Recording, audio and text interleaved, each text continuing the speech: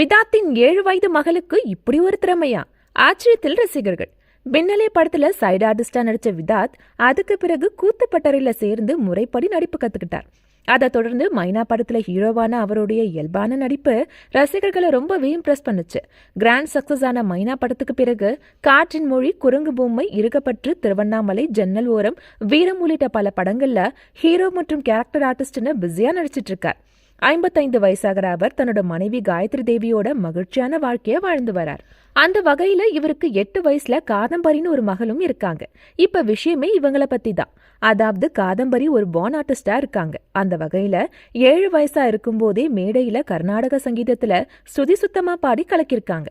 குழந்தை ரூபத்துல சரஸ்வதி தேவியே பூமிக்கு வந்த மாதிரி அந்த அளவுக்கு தெய்வீக அனுபவமா இருந்ததா வீடியோவை பார்த்து கமெண்ட் பண்றாங்க ரசிகர்கள்.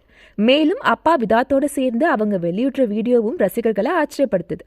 அப்பா விதாத் பத்தி பேசி அடிக்கடி வீடியோ வெளியிடுறத வாடிக்கையா வச்சிருக்காங்க. அப்படின்னா கூடிய சீக்கிரமே காதம்பரி சினிமாவில் அறிமுகமானா கூட ஆச்சரியம் இல்லைன்னு கமெண்ட் பண்றாங்க ரசிகர்கள். மேலும் அமெரிக்காவுக்கு ஹாலிடே ட்ரிப் போன விதா தன் மகள் காதம்பரி ஆசைப்பட்டாங்கன்னு அங்க இருக்கிற நெப்போலியன் வீட்டுக்கு சர்ப்ரைஸ் விசிட் அடிச்சதும் குறிப்பிடத்தக்கது.